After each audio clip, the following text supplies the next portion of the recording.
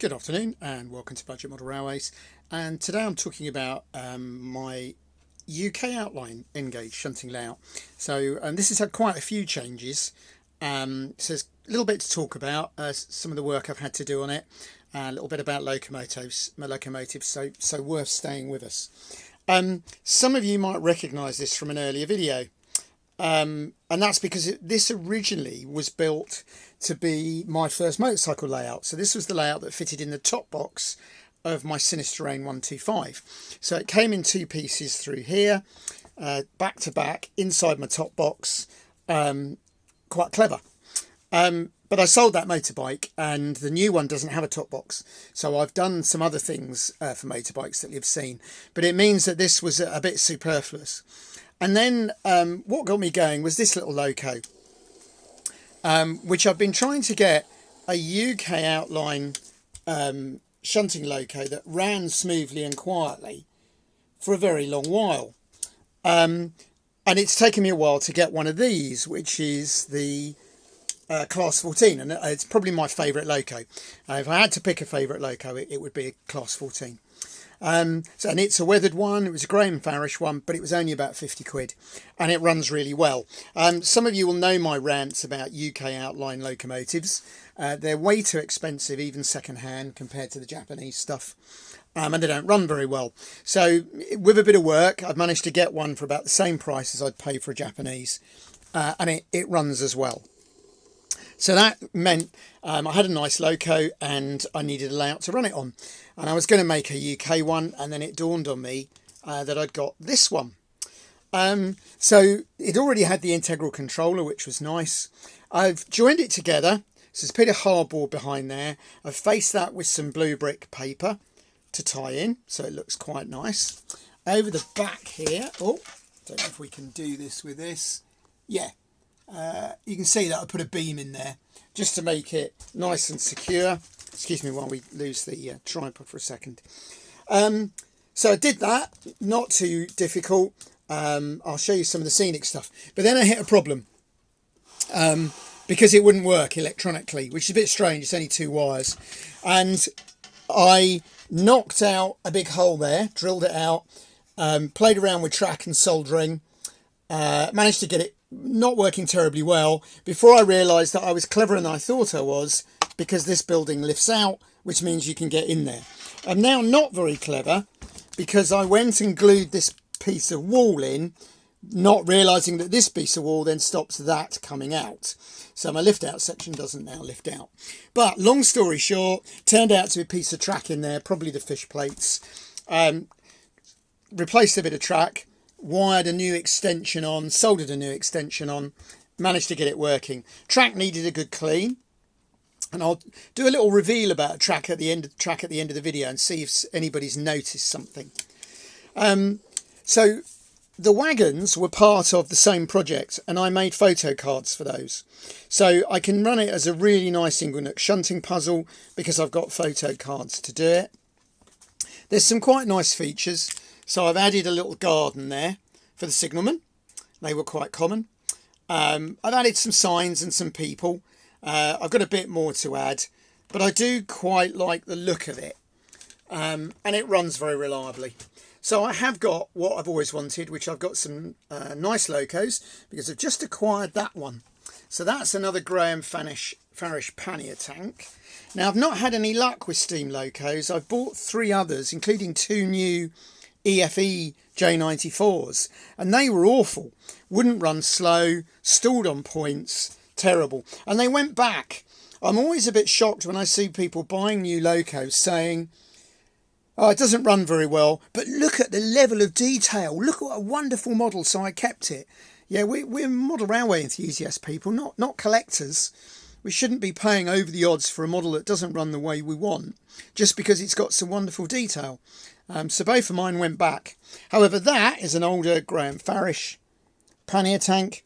And actually, after a bit of a run, it also runs quite nicely over the points. Quite noisy, but it runs okay. So I've got all I need here now. I've got a steam loco and a Class 14. Now, I also have a Daypole high mech. However, this is a bit of an odd one. It runs one direction quite happily, but is very erratic in the other direction. Now, I'm not very good at fixing locos. I've had a look. Doug's had a look. The great guys at Pevensey Bay Model Railway Club very kindly had a look at it for me, and they've got it running a lot better. Thank you, guys. But it's still not running particularly well. However, I bought it as a non-runner. I didn't pay a lot of money for it, so I'm not too bothered. At some point, I'll get it running. It would run on a bigger layout very well. So if I just wanted it to run a load of coaches around a big layout, it's fine.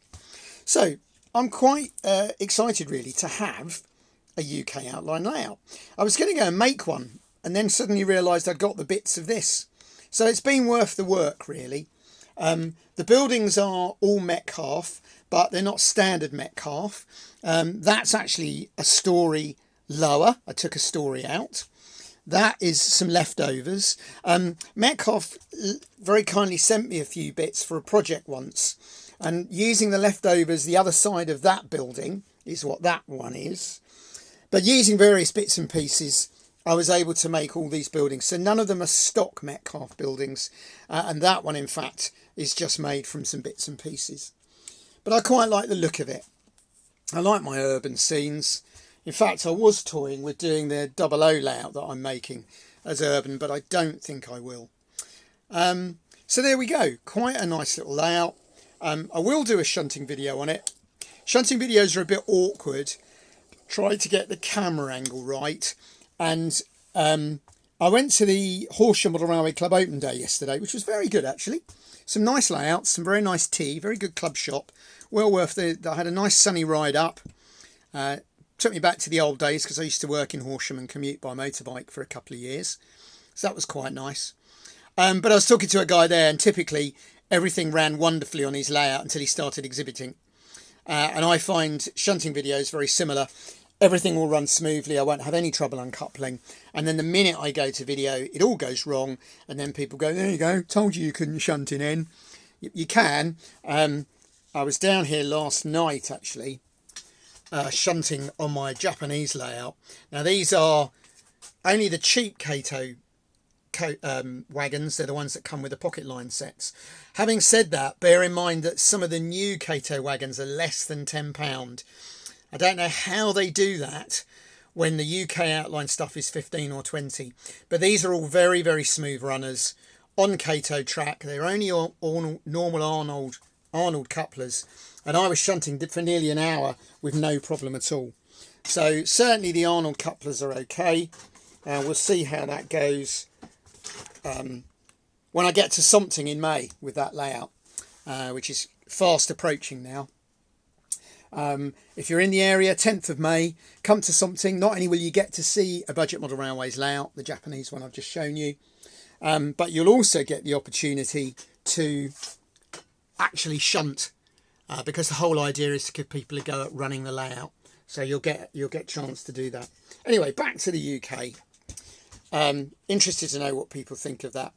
But it is nice to run some. The wagons are all Pico wagon kits.